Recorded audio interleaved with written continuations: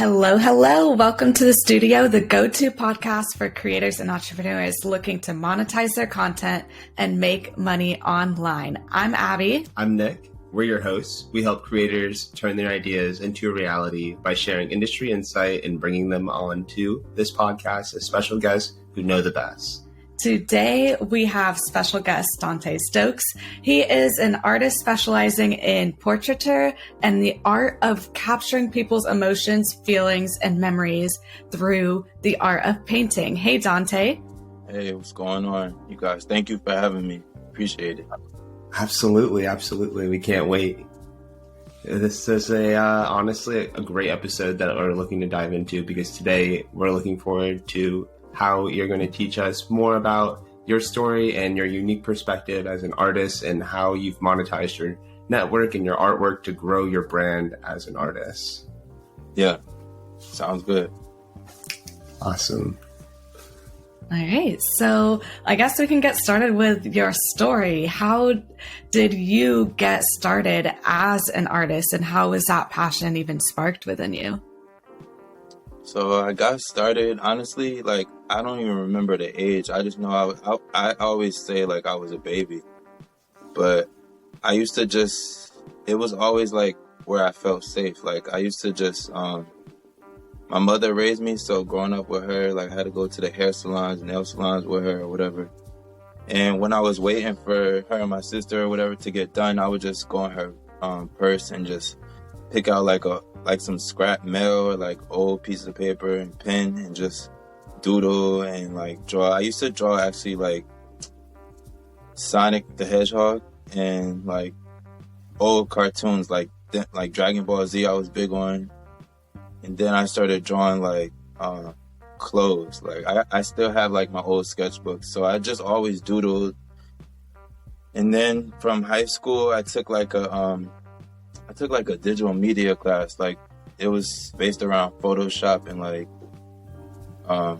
different type of graphics. So I got into that a lot, the computer side, the digital side of things. And so I grew a different aspect, different type of art for it. I grew a love for a different type of art. And then I decided that I wanted to go into graphic design. So in college, I studied visual arts and media design, and it was the best of both. It was I had studio classes and I had my design classes as well. Yeah, ever since I was a kid, I just always my brother was into sports and my sister, her and my mom was always together. And my thing was just always art. I just felt safe with that. Yeah, I can understand that. I resonate with that for sure. Yeah. Nice little place, and to have the capacity mentally to put your what you're visually seeing down, or even if you don't know what to put down, and to make art happen at a young age, and just to continue just developing that artistically. It could look like anything, but if we're just talking about doodling and painting, it's such an interesting thing as a kid because we all do it, and then some of us just have this more honed, more calling to it, I guess. And right. when you were speaking with us prior to this and our shared document together, and I was going through it, and you'd spoken more of an art being it was called you weren't necessarily to it, the art more as the art came to you, I said to you. Yeah, I said something I didn't choose art, it chose me, and that's just how I feel it's always been a part of me. When I was younger, my dad drew this piece. He was also into art. He was more so drawing side. So I think he would draw with graphite, but it was kind of realism. He drew this piece of me and my siblings, and I just thought it was so crazy. It looked just like us. And from there, I was just I can't stop until I could draw like that, or even better. So that was a big piece of motivation growing up. Where that came from. Yeah. Nice. That's so interesting that it's something happens when we're a little kid that like really sparks and ignites a natural passion within us. And it becomes almost like this haven, and for others, even an obsession. But you just want to move towards accomplishing what you saw as that spark that you saw as a little kid. And I love that, because one thing that we are so verbal about is how you are allowed to pursue your passions, and you should pursue your passions because they were given to you for a reason, and you feel comfortable with them for a reason. So if you pursue them, not only can your life feel more fulfilled, but you're also bringing beauty to other people's life. And that's why I absolutely love your story as a creator, and how it's been a natural spark within you that you've known from being so small. Yeah, for sure. I also got to give credit to my brother. Like, he was into sports and like that was his thing, but he also was really nice with art. Like, he was good at drawing. He was more so like graffiti and like imaginary stuff. Like, but he could probably still draw, but I gotta give credit to him because he inspired me a lot. We're like 4 years apart. Yeah, that's awesome. Do you have inspiration specifically coming from your family? Or did you pull inspiration from any specific artists where you take techniques from now that you've specialized in Portraiture. So now that you've specialized in that, do you have any examples that you take from now that you are learning from? Yeah, I don't really have. I have a lot of artists that inspire me, and honestly, they do different type of artwork than me. Like Takashi, I always have trouble pronouncing his last name, but he's like an Asian artist, and he designed the album cover, I think, for Kanye West. Yes. Oh, I know who you mean. Yes. Mm-hmm. Yeah. Yeah, his stuff is like so dope to me. I always, like, growing up, that was my guy. And of course, the GOATs of this, like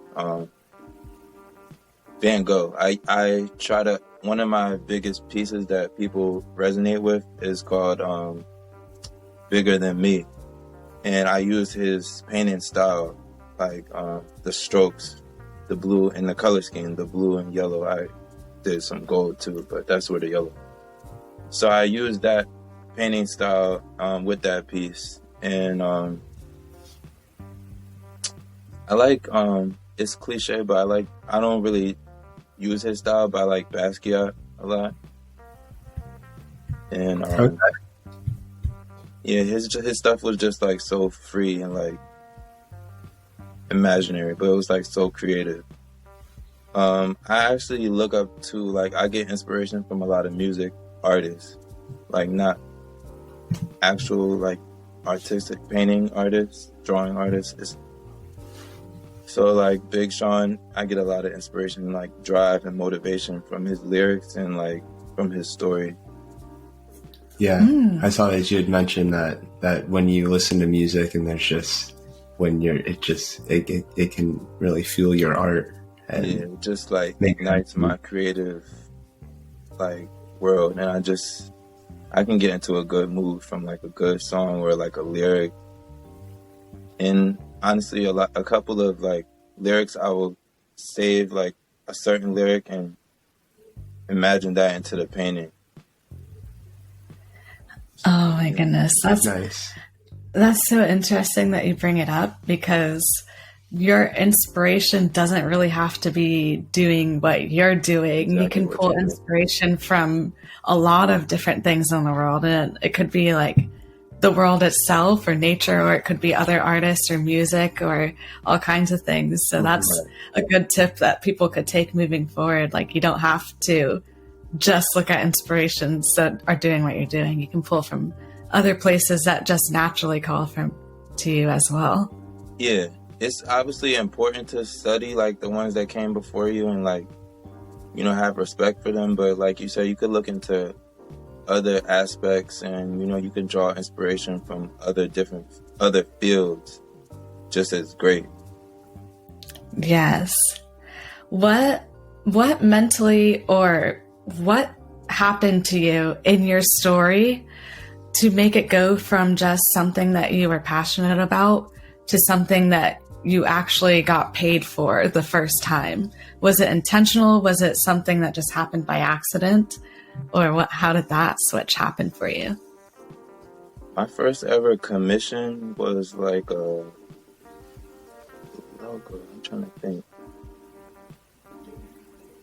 Yeah, I think it was a logo actually for one of my homeboys, Brian. He had I think he had a radio show or a podcast, and I did the logo. This was when I was a freshman, and that might have been my first ever logo. I don't know if that was my first ever commission. But yeah, I did a logo for him for his radio station. I think that was my first ever logo. I did a commission before that for my grandmother's nurse. She saw me drawing, and then she just wanted something of herself. So I did that. I don't know what year that was. But yeah, that's sort of where that came about. So it kind of just happened for you, and then you realized you can start to build a structure around something like that. And and after school, it's a lot of different. I just wanted to. I had this art show that I did, and I realized it's a lot of you can actually sell, you can actually make this a career. I realized that from that show. That was when I first graduated. Actually, that was my first show outside of school. Yeah, it just sort of came upon me. I started getting different commissions and stuff, and then I just went off from there. Nice. Do you feel like it was because you have already been maybe not literally building a brand for yourself, but in terms of what society calls it now, building a brand for yourself around being an artist and showing that that's what you do. Your friends knew you like that. You were going to events and introducing yourself that way. Do you feel like because you started building so much traction like that, that's what made people start referencing you? Yeah, for sure. I think that's where it came from. And a lot of my supporters, family, friends, and honestly, some people that I never even met, they share stuff and spread the word. They have friends that they tag me into stuff to get new clients, and so a lot of my supporters, it's nonstop. It's a constant thing. I'm grateful for that type of love. Yeah, definitely. It takes you definitely, as an artist, I'm sure you've experienced, being your own worst critic at times, but having that support where you have friends, family, and then people you don't even know that are, looking in from the outside in. Yeah, that's real. Yeah, it definitely makes a difference in your journey and the impact that you want to share with people, for sure. Yeah. Did you ever feel when you felt that switch of this is just a passion for me to I'm actually making money from this and people are actually relying on getting what they paid me for? Did that have an internal pressure on you, and did that affect your inspiration on how you're able to produce art for them? Yeah, for sure. Especially when I'm doing a piece for somebody that's passed away. The fact that people trust me to recreate their loved one. That's a lot of pressure to me, because I have to it's a sensitive topic at that, but then I just feel I have to make the person look as much as they actually did. a picture, like the picture that I'm giving. Especially sometimes if it's like a not so good quality image. Right. And that's really hard. But sometimes with that too, you can like sort of envision different aspects of the picture and, you know, go with that while still making it look like the person. So it's definitely a lot of pressure as far as commissions. But when I'm doing my own thing, like doing what I feel like doing, my own ideas, that is not really no pressure. It's sort of like more free flowing. Like I just go, I don't think what this is going to be like, what this is going to be like. I just go. So. Yeah. Do you have any process of getting into a flow state so you get what you need to do done and reach your deadline? Do I have a process? Like how do I reach my deadlines? Like of sparking that inspiration if maybe you're hitting a wall and getting yourself back into a flow. You know what? The gym helps me with that. Like working out. It just helps me like come to reality, like relieve any type of tension or stress, and like it just keeps my mindset like going up. Like it just always motivates me. Whenever I'm feeling like stuck or something, I'll just go to the gym and I work out like 5 to 6 times a week. So it always just keeps me on my toes, keeps me feeling good. Yeah, honestly, going that amount, I definitely would see that for sure. That's awesome. Honestly, that schedule, that gym schedule, and then just getting into your flow of art like that, I can see how, because you're very, you know, in tune with a schedule like that, to be able to have the discipline, and then to have the art. The art would just. Like what you just said, discipline, that's the key. It just keeps you grounded. Yeah. All right. Walking example. I always say that whenever I see the things that you do, you're always such an example, and like how you know, forthcome, and just like how are you taking care of that? You're like, well, honestly, I just go to the gym 5-6 times a week, and I'm like, honestly, it's that simple, you know, to create it. If that might not work at the time, so sometimes I just have to really like step back and focus on other stuff. Like I won't be down here for like a week or something. I'll just step away and just let it breathe down here, and I'll come back refreshed. Yeah, that's also huge too. Just in your whole mental process of being, you know, creatively driven to, you know, take a step off of it for a moment. And let it, like you said, breathe, you know, because it's good to have that discipline. The same thing with it going to the gym, you know, that's a discipline in itself, knowing when to let off and come back into it, for sure. Yeah, I like that point.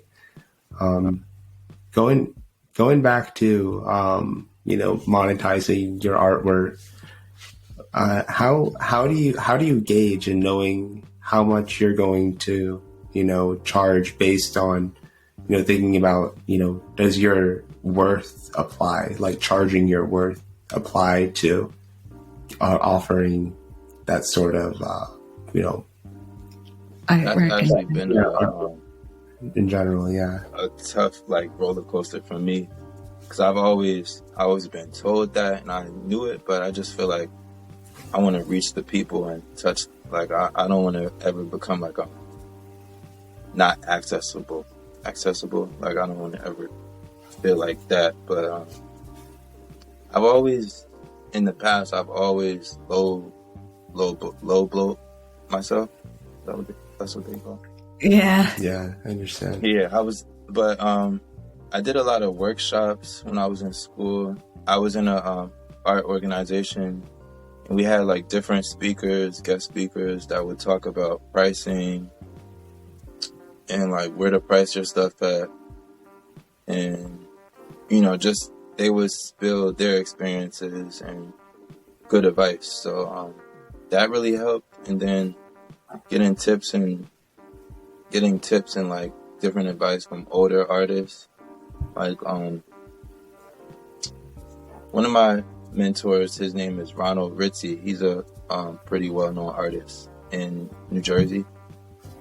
And he always was like hard on, like big on me, like, you know, charge what you're worth. Like, especially with originals, like, that's what I learned to just, you know, it might not be for everybody, but the right person, they'll come to you and they'll see that piece and they want that piece no matter what. Mm-hmm. And so then I have like, he helped me with that, like doing prints and like smaller paintings, but like you know, they're more affordable, especially with prints. It's like more flexibility, like you can get it to any size, and you know. So that's been an up and down roller coaster, like as far as charging. But I'm finally like to a point where I'm getting the hang of things, and like I'm getting good. Good. It's receiving well, so it's like not like, oh, he's too high right now. It's not like that. Okay. Nice. That's good. Yeah, that's awesome. Sometimes it takes making that lowball situation going as you're starting as an artist or an entrepreneur or a creator. And sometimes you are going to lowball and you don't realize how much work it's going to go in, but that's part of the learning process of being an artist and creator. You have to figure out what that balance is between the materials that you're putting in, the time that's putting in, but then as you're building to that experience that you put in as well and learning what you're worth, yes, but then also the time, experience, and quality of work that you're bringing to people as well, and finding that balance. Yeah.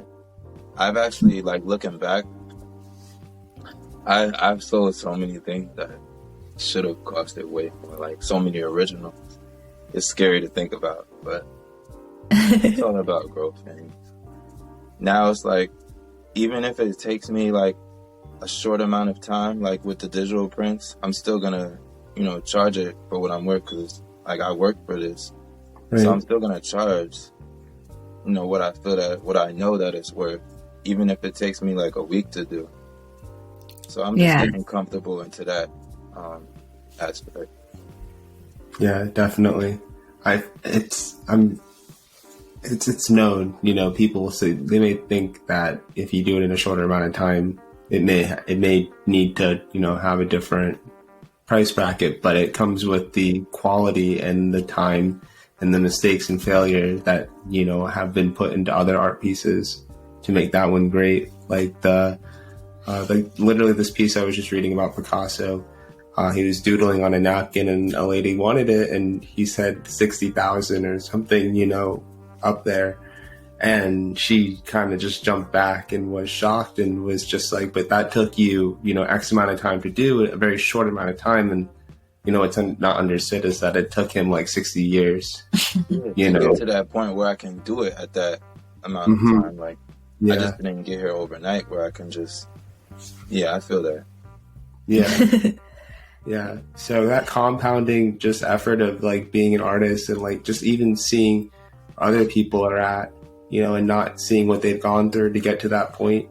It's just on the path of being an artist and, you know, endure and like literally enduring what comes with it. Cause it's not easy, you know, and like I said earlier, like you could be your own biggest critic, but there's just so many, you know, brilliant moments, I would say, as an artist that like, even as you shared with us that, you know, seeing through a commissioned art piece, and you're painting a loved one, you know, and that emotion that's felt through their portrait that you're giving to them, and seeing it artwork coming from somebody else, and like that's passion and love poured into, you know, their loved one and their memory and their memorial. It's like that's like that's huge. You know, it's amazing, honestly. So it's very beautiful to see the work that you do and like how your artwork is touching people's lives. So regardless even of like that, just that one aspect that can come with, you know, working with people, like you said, the right person that's there. It's like they'll see your value. They'll want to work with you. Like that one beautiful mural that you did, that Airbnb was incredible. Oh yeah, super cool. Yeah, super cool. And just like it takes you, absolutely, yeah, it takes you outside of what you're even used to doing. Yes, doing something else, and making it happen. I wanted to touch on, like, I've also received a lot of support, like artist to artist, like older artists, and like on social media. As far as the pricing subject, they've been able to, you know, help me and like give me tips on this, that, and the third. So I want to shed light on that artist to artist support. That's been pretty big for me. It's in the art field, things can get like, I learned that when I was in college, like more so graduated. Things can get pretty competitive. Like you'll reach artists where like they is like only to themselves. They're not trying to. They're not willing to help out and like look down and, you know, give advice, give tips, and so it's more so like they just to themselves, like, and it's like a standoffish type of attitude. But so, you know, there's definitely that, and people that's looking like, oh, he's coming, you know, to take the, like, look at you as competition instead of, you know, just, we all like got the same mission, like, let's, you know, collaborate, work together, this, that, third. So I've been blessed recently to meet a lot of artists that's, you know, we show love to each other, like, we're gonna be in this together, like we build it together. So that's been pretty dope. Awesome. Yes. I hear that you're mentioning these art shows a lot. So for an artist who's trying to get out there, how do they find these art shows, and what should they do when they get there to get connected to other artists? Step out of your comfort zone for sure. Me, I'm more so like a behind the scenes. Like this is even right now stepping out of my comfort zone. I'm more like a behind the scenes. I like to just, you know, do my thing.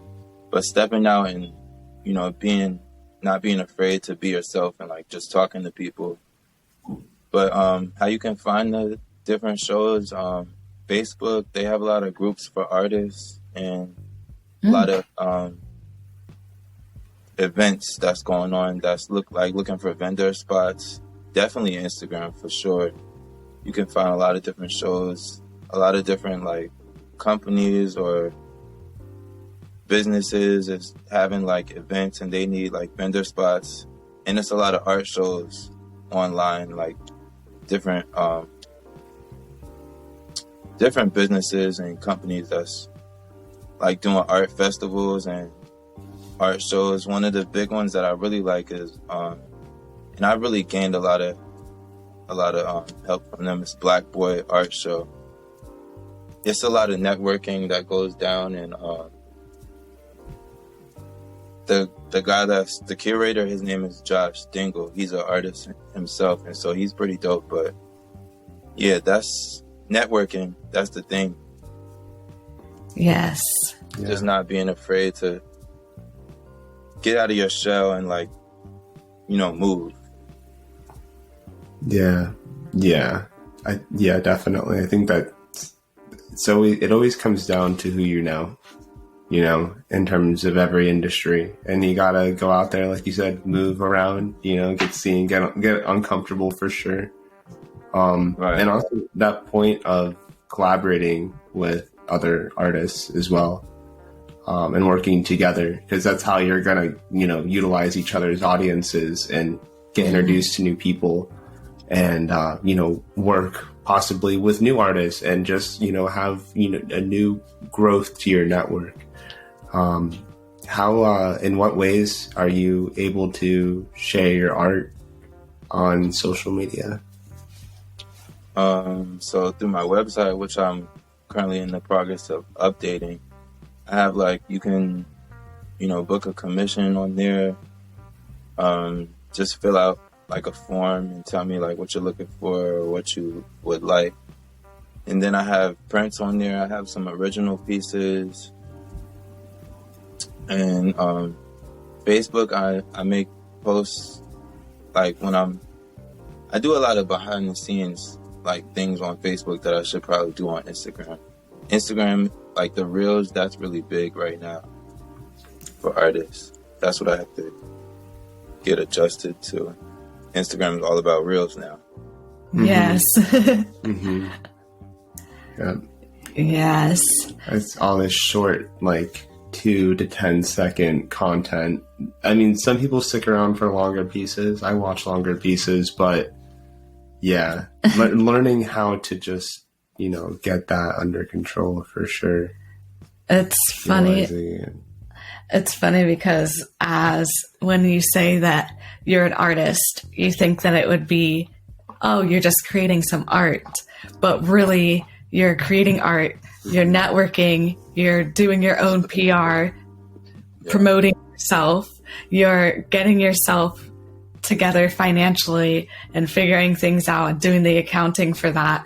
And then you also have to go and be a videographer and a social media star for yourself too. It's like that's so much more with the creative industry now.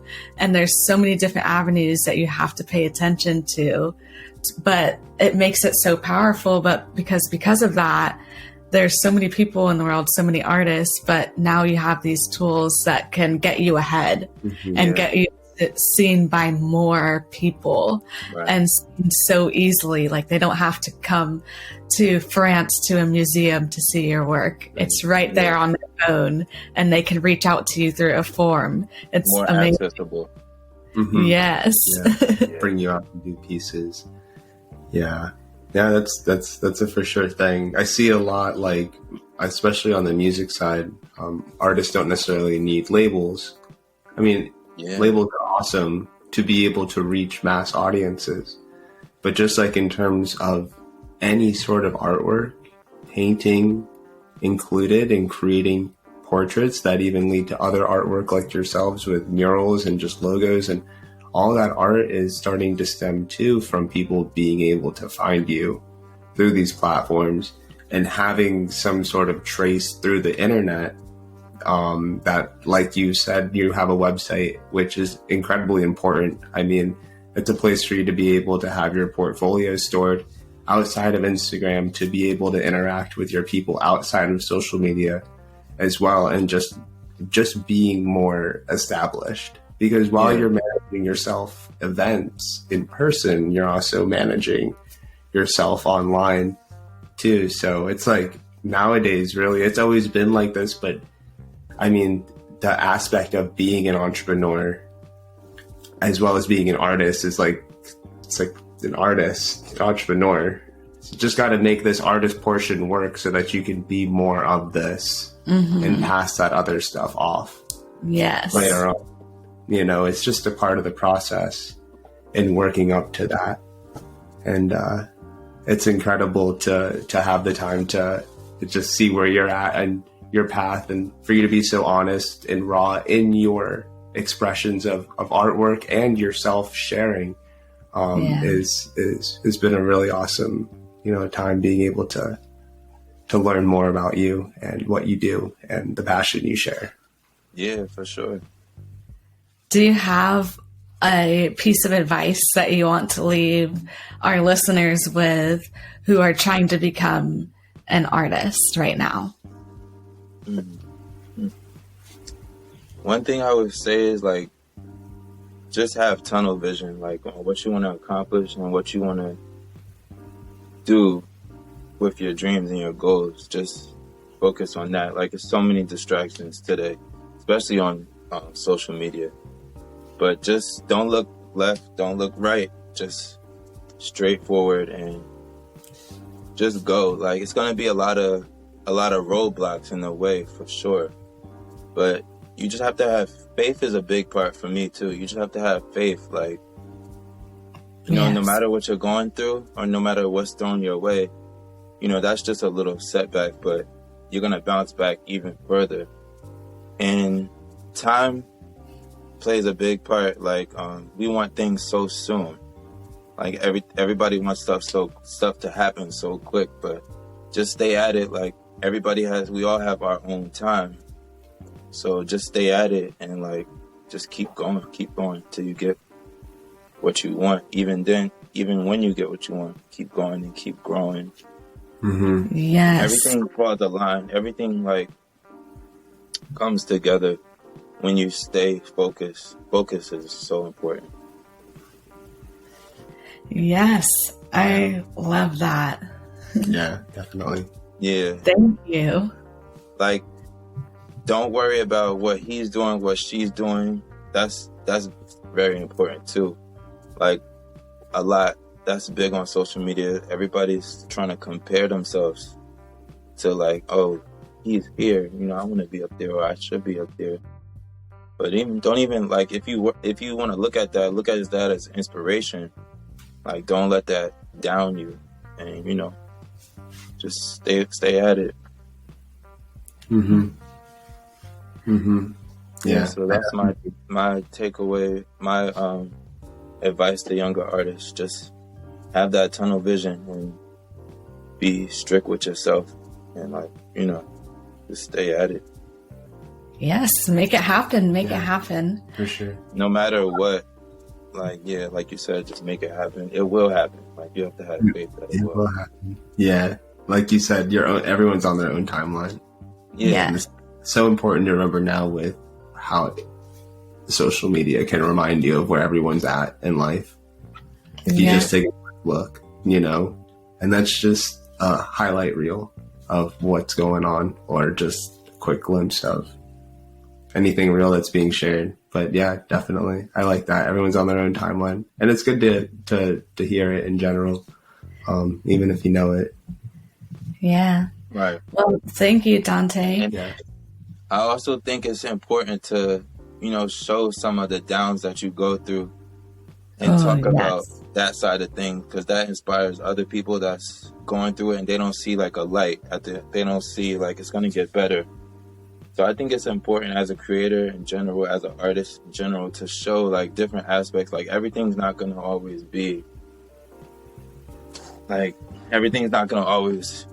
big and happy, and you know, it's important to show like all different aspects of the journey. Mm-hmm. Yeah, I can't agree more with that, honestly. And it allows you to have that moment with your audience to share, but also is very, very sobering, I guess, for people and yourself to just know that it's not all that highlight reel like I had just mentioned, but to also have that incorporated for sure. Yeah. The highs are high, and you know, you stay with that, but the lows, you just embrace it. It's a part of the game. Mm-hmm. Yeah, definitely. I agree. It's hard at times, but you just have to know, like, your end result is gonna pay off. Yes, always. Cool. So I want to take a moment to just thank you for coming on here and sharing your insight with us and with everyone that takes a moment to listen to this, and just how you presented everything that you do, and how you carry yourself, your brand, and how you bring your artwork through that. And it's incredible to just hear how your journey has progressed to allow you to keep doing what you're doing, and opening up new progressions in your artwork just because of the people that you've touched through this path. So thank you. Thank you for sharing with us and giving a moment of your time.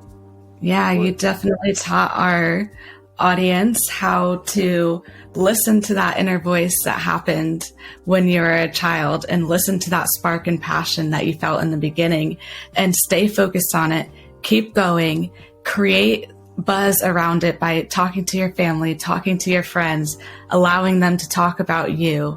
And that's what's going to attract your first clients, and keep on going, network with other people, get noticed in the industry, learn what you need to learn, and just keep moving forward. And we thank you for bringing that knowledge. So if our audience wants to find you, what are your links? What's your socials? How can they get in touch with you? Yeah, so I'm on Facebook, Donté Tarik Stokes, and Instagram is DTS_Unlimited. That's my brand, DTS Unlimited. And from there, I have my link to my website, my bio. Awesome. Perfect. So that's where you can find Dante. That is it for this episode of The Studio. We'll see you next time. Thank you guys again.